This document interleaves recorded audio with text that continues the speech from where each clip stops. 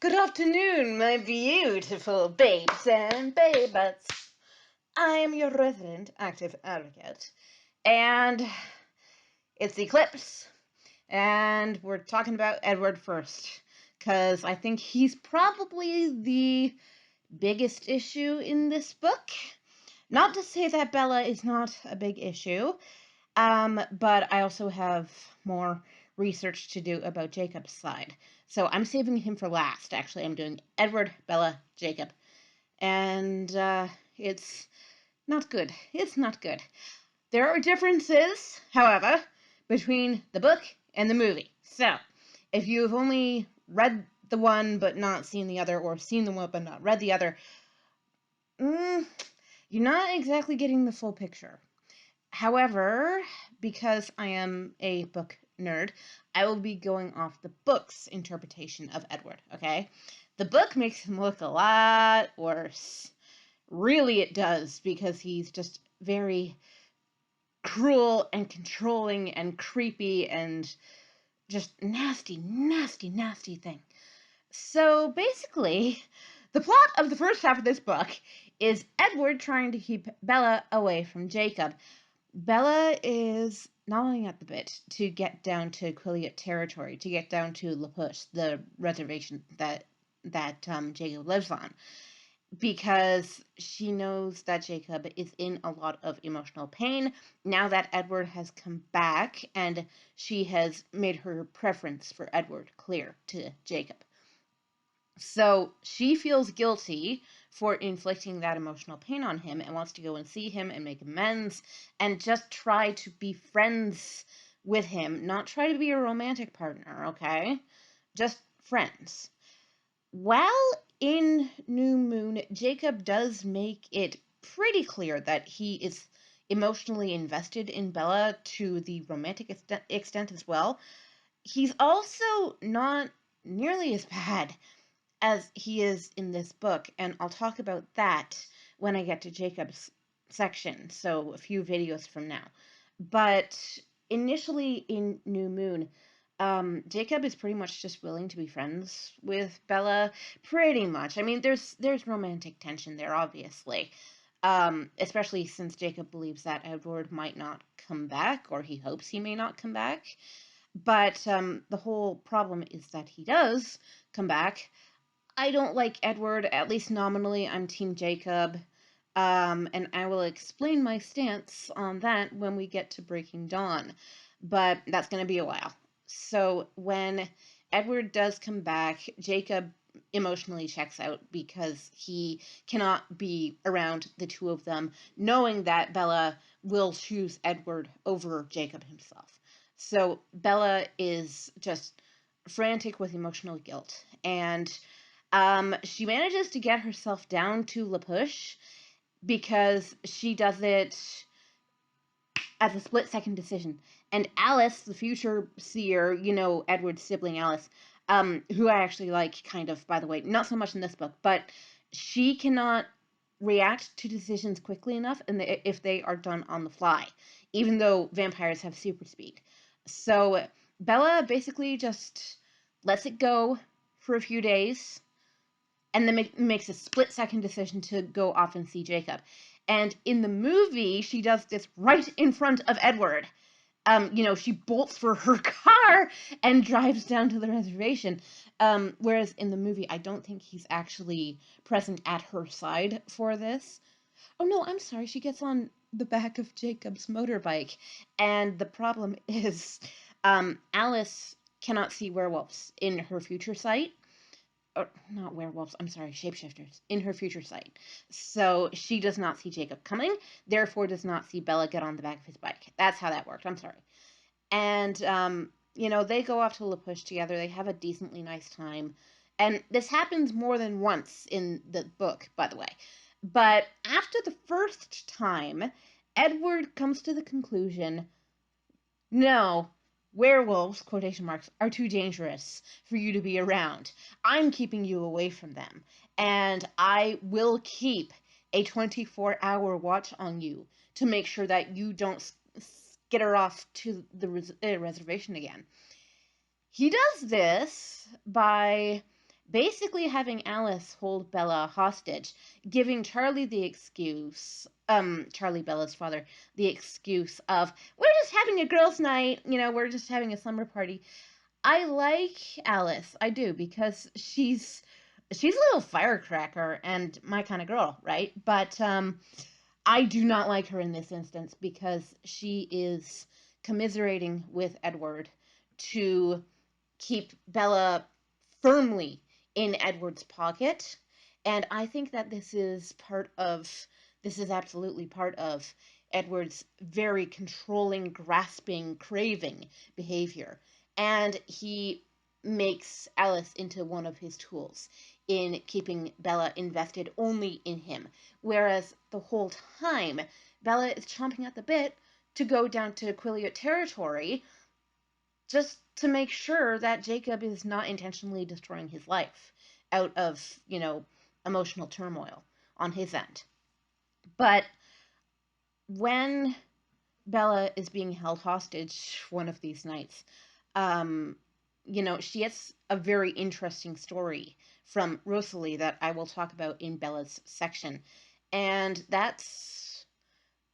it partially makes it worth being around the Cullens to hear about the other characters who are vastly more interesting than our main two. But at some point, Jacob actually comes to get Bella, but gives the excuse, and it's a legitimate excuse, like, I want to take her to the council meeting that's being held on Quileute territory, where, by the way, the vampires are not allowed to go. Okay, there had been when Carlisle first came to Forks, and he and Edward were the only two at that point. And Carlisle made a truce with the chief of the Quileutes and said, we will not hunt any humans at all. We are, quote, vegetarian vampires anyway. Okay, that is the lifestyle that we have chosen. If we, A, stay off of your land, and B, do not hunt or change into a vampire, any human in this area, then will you please let us stay here in peace?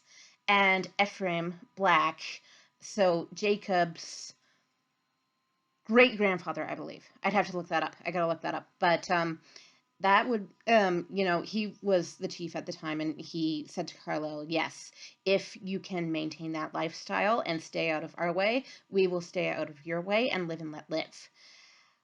I'm going to talk about that in Jacob's section, but historically in the real world, there have been many, many, many gross treaty violations between whites and the indigenous peoples of North America. The entire residential school system was a systemic violation of several treaties. But to get back to Edward, Edward decides that if Bella's going to be sneaking off to see Jacob anyway, he may as well decide to nominally trust her judgment. He says to Bella, okay, if you don't think that werewolves are dangerous, then I'm going to trust you not to get yourself killed. But I'm going to be driving you up to the boundary line between our territory and Quileute territory, and they can take you from there. And Bella even says in the book that it reminded her very much of after her parents, Charlie and Renee, got a divorce, one of them driving her over to the other's house, because they had joint custody. And she's like, wow, I do not like this arrangement whatsoever.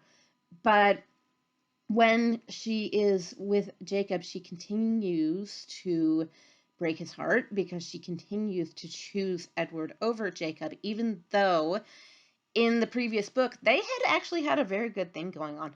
And in both the book and the movie, Jacob says to Bella, I could have gotten there. I could have been your emotional rock.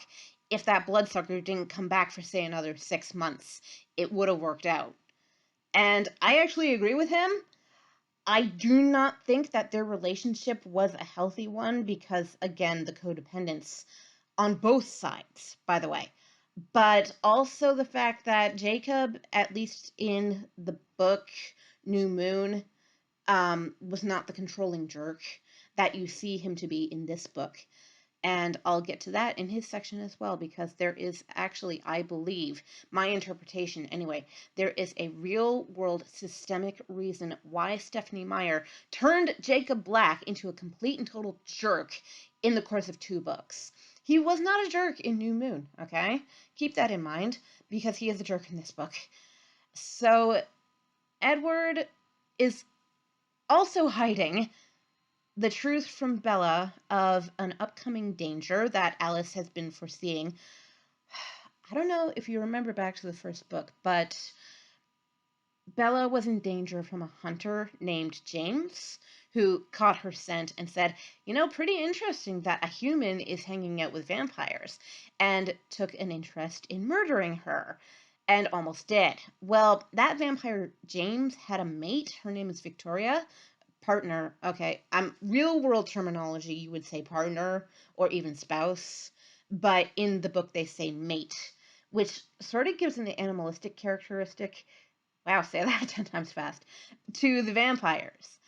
But when Alice sees a vision of Victoria coming after Bella in order to avenge James, because the way Victoria sees this is, you killed my mate, Edward, so I will kill your mate, that being Bella. When Alice sees this coming, Edward hides it from Bella because he doesn't want her to be scared. Oh, gosh, okay. I do not like Edward, obviously, but he treats her like a child. There's a good reason why she has no agency in these books whatsoever, even as she evolves as a character. And there's a little bit of character evolution, kind of, especially with the Jacob foil. Like, Jacob is Edward's foil, basically. Totally opposite personalities. But, despite what progress she could have made, Edward doesn't let her make it because he keeps hiding the essential facts of what is going on around her from her in order to keep her safe, in order to help her not worry. Guys, seriously, if there's something coming, I want to be prepared for when you, as my new family and new defenders, feel compelled to spring into action in order to keep me safe. Victoria, however, is not the only problem. Victoria has also been creating an army of newborn vampires, okay? And the whole idea of newborns is that they are very, very strong in their first year of new life as a vampire. So Victoria has been creating this army, and this army has been ravaging the city of Seattle, which is a ways away from Forks. In the real world, I can't remember how long of a drive this is. It's a few hours, I think. But the Cullens keep saying, we know what is going on, but it's not our job to stop it, even though technically we kind of could. I find that extremely morally reprehensible. The only reason why they don't want to get involved is because they don't want Bella to be involved. And there are people dying in Seattle by the droves, and they're trying to keep just one person alive. Honestly, even Bella herself would probably not agree with that logic, except that later on she does. So let's get to that. At some point, they do decide to finally act on this because the vampiric army that Victoria has been creating is now on its way to to Forks, right? And they need to defend Bella. And they finally tell her what's going on, and they say, okay, we're going to camp out in the mountains to keep you as far away from what's going on as possible. They also, at this point, team up with the werewolves, with the shapeshifters. I'm sorry. Werewolves, constant terminology in the books and the movies, okay? They also team up with the shapeshifters because common enemy. The shapeshifters don't like vampires of any sort, but since these ones are directly out to kill a human, it is the role of their it's their whole purpose in life to defend humans from vampires, and that's what they're doing in this case. So the vamps team up with the shapeshifters, and they win the fight. But at the same time, when the fight is going on, Bella is being kept away in the mountains under the custody of both Edward and Jacob. Can you say awkward? I can say awkward. Awkward! But not just awkward. This is horrifically awful. All right? Jacob, I start to have a problem with him here because it's the second time, actually, forgot to mention this. But earlier on in the book, he forced Bella to kiss him and, to admit that she had feelings for him. Second time this happens is in the mountains, and, Edward just kind of says, okay, I'm okay with it, whatever. Do what you want, even though I've been keeping you basically under house arrest for this entire book. And then he accidentally lets Jacob hear that, oh, by the way, Bella and I are getting married. Bella does not know that Jacob is standing right there when she and Edward are discussing this. Edward knows that Jacob's standing right there when he and Bella are discussing this. And it was an intentional move to cause Jacob as much emotional pain as possible. He hates Jacob, despite the fact that the only thing that necessitated Jacob's presence in Bella's life was Edward taking off like a coward in the first place. So Jacob, again, under the compulsion of emotional oh my godness, goes down into the fight, even though Bella is screaming at him, do not go. He's like, no, you know what? If you two are going to keep playing games with me, I'm just going to go and get myself killed. Either that or kill vampires. And he doesn't seem to have a problem with this because intellectually, he's still a teenage boy. Remember, he's actually younger than Bella by about a year-ish. So intellectually, even though he's got the body of a bodybuilder, 25-year-old bodybuilder, intellectually he is still a teenager. So that whole fall on my sword bit, I think that comes from that whole, testosterone-ridden mind thing going on. That and the fact that he knows that Bella marrying Edward will eventually lead to her becoming a vampire, and that is the last thing he wants.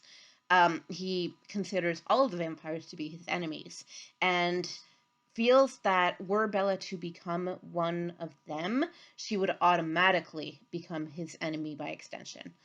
So that's not good. This is, at least to this point, and it just keeps getting worse. It's going to get a lot worse in Breaking Dawn, too.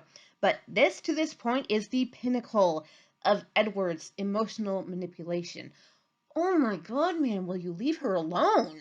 For one thing. And for another, why do you keep torturing the person that looked after her when you ducked out because you couldn't handle the drama that you caused? Let's go back to the fact that Edward causes literally everything that happens in these stories because he is not selfless enough to stay away from this girl. And by extension, to keep her alive and out of all this supernatural nonsense garbage. Yeah, this is not my favorite series. If we're gonna do supernatural fantasy, at least do it well.